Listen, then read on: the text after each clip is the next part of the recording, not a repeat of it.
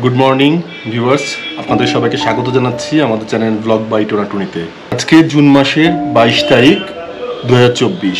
আমরা দার্জিলিংয়ে, আপনারা গত ভিডিওতে দেখেছেন, আমরা হোটেল ব্রডওয়েতে উঠেছি এবং হোটেলের সম্পর্কে আপনাদের বিস্তারিত তথ্য দিয়েছি। তবে ব্রেকফাস্ট এখানে কীরকম এই বিষয়ে আপনাদের কোনো রিভিউ দেওয়া হয়নি।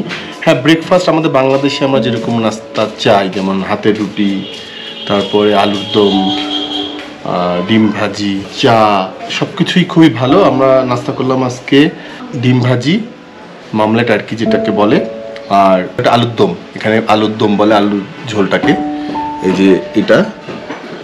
আর ডিম ভাজি ছিল, ডিম ভাজিটাও ফার্স্ট ক্লাস, খুব মজা পেলাম খেয়ে। আর হাতের রুটি, এবং প্রাইসগুলো একদমই রিজনেবল, আমাদের বাংলাদেশের কাছাকাছি। আর আজকে আমরা ওনাদেরই একটা হোমস্টে আছে, ওইখানে শিফট হচ্ছি। এখানে আমরা 2 দিন ছিলাম, এবার আমরা একটু উপরে থাকবো। ওই উপরে হচ্ছে ওনাদের হোমস্টেটা আপনাদেরকে দেখাবো। ওটা হচ্ছে হোটেল ব্রডওয়েরই একটা হোমস্টে, এবং ওটা কিরকম আজকে আপনাদেরকে আমি দেখাবো। এই ভবনটাই ব্রডওয়ে অ্যানেক্স, ওনাদেরই হোটেল এটা, কিন্তু একটু উপরে উঠতে হবে। এটাকে ওনারা বলছে হোমস্টে, লেখা আছে হোটেল ব্রডওয়ে অ্যানেক্স। এই রাস্তা দিয়েই আপনাকে উঠে আসতে হবে। এই আসাটাও একটু কষ্টের, আর এমনি পরিবেশ খুবই সুন্দর। ভিউয়ার্স, এটা হচ্ছে হোটেল ব্রডওয়ে অ্যানেক্সের রিসেপশন, আর এখানে ওয়েটিং লাউঞ্জ আছে। এই যে এখানে ওয়েটিং লাউঞ্জ। ये तो होम स्टे है ना? होटल है, लेकिन होटल का अभी चालू कर रहा है। ভিউয়ার্স, এটা হচ্ছে হোটেল ব্রডওয়ে অ্যানেক্সের আরেকটা শাখা। এটা আমাদের রুম নাম্বার হচ্ছে গিয়ে 308। আর রুমের ভিতরটা যদি দেখেন আপনাদেরকে, এখানে একটা ডাবল খাট, দুদিকে 2টা সাইড টেবিল দেওয়া আছে, ওখানে ইন্টারকম আছে। এখানে একটা টেবিল, এরপরে আমার লাগেজ রাখছি। আর এখানে একটা ড্রেসিং টেবিল, আর 2টা গ্লাস দেওয়া আছে। পানিটা অবশ্য আমাদেরকে কিনে নিতে হয়েছে, না পানি দেয় না, নর্মাল লাইনের পানি দেয়। আর আমরা যেহেতু মিনারেল ওয়াটার খাই নিয়ে নিয়েছি।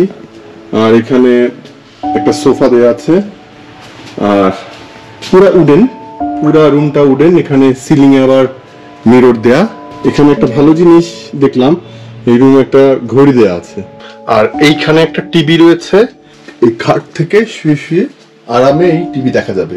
এটা হচ্ছে টয়লেট, এখানে একটা বেসিন, ওখানে গিজার, আর এদিকে একটা হাই কমোড দেওয়া আছে। এখানে শাওয়ার নেওয়ার মতো ব্যবস্থা আছে। বাথরুমটা বেশ বড়, অনেক বড় বাথরুম। এই রুমটা আমরা নিচ্ছি অনলি 1500, 1500। এই হোটেলে আর একটি রুম দেখিয়ে দিচ্ছি, রুম নাম্বার 201। আর এইটা একটা রুম, ডাবল বেড, 2 সাইডে 2টা সাইড টেবিল, এখানে একটা বড় টি টেবিল, আর ঠিক এইখানে টিভি। আর বাথরুমটাও বেশ সুন্দর, একটা বড় বেসিন আছে, এখানে কমোড, এদিকে শাওয়ার নেওয়ার ব্যবস্থা, ওখানে গিজার আছে, এখানে একটা আলমিরা মতো আছে, একটা কাবার্ড,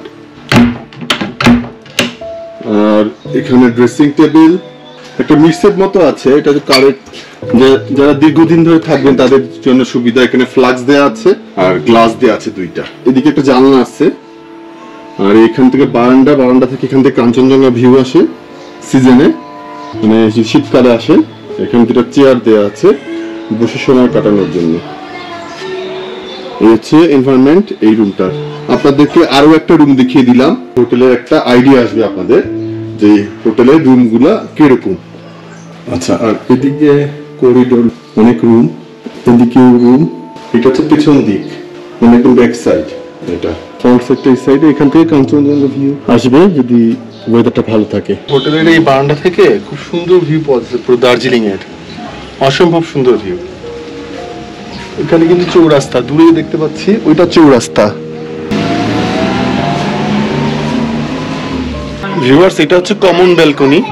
এই ব্যালকনি একদম এল শেপ কমন ব্যালকনি। এখান থেকেও যারা এই হোটেলে থাকবে, যেসব পেছনের রুম আর কি, যে রুমগুলোতে ভিউ নাই আর কি, যেমন আমি যে রুমটাই ছিলাম পেছনের রুম, ওখানে কোনো জানলা বা বারান্দা পাইনি।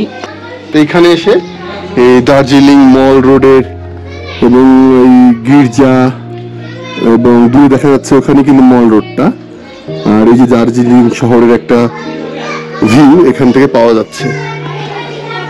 আর ওয়েদার ভালো থাকলে এখান থেকে কাঞ্চনজঙ্ঘা, দূরের পাহাড়গুলা পরিষ্কার দেখা যাবে।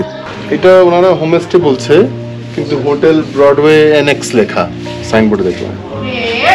কিন্তু বাসাটা একটু পরিবেশটা হচ্ছে ঘরোয়া পরিবেশ, এই জন্য হোমস্টে বলছে।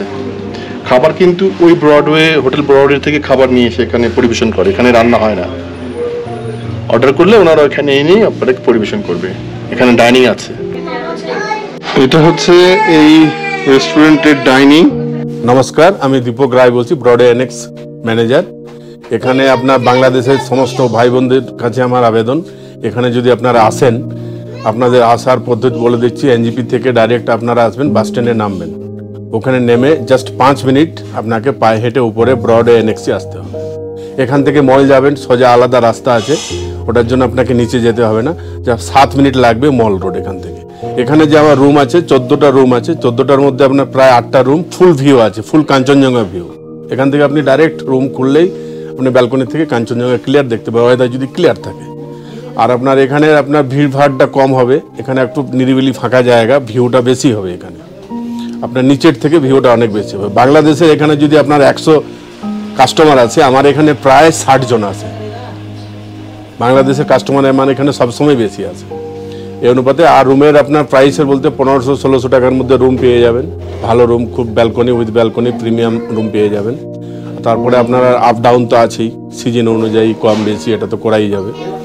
আর খাবার আপনার এখানে আমার যে রেস্টুরেন্ট আছে, অর্ডার দেবেন, এখানে খাবারটা পেয়ে যাবেন। আপনার মল অবধি যেতে হবে না, খেতে আপনাকে বাইরে যেতে হবে না। ব্রেকফাস্ট ইনক্লুডিং না, ব্রেকফাস্ট আপনার 100-150 টাকা ওর সাথে ব্রেকফাস্ট ইনক্লুডিং করলে আপনি উইথ ব্রেকফাস্ট পেয়ে যাবেন।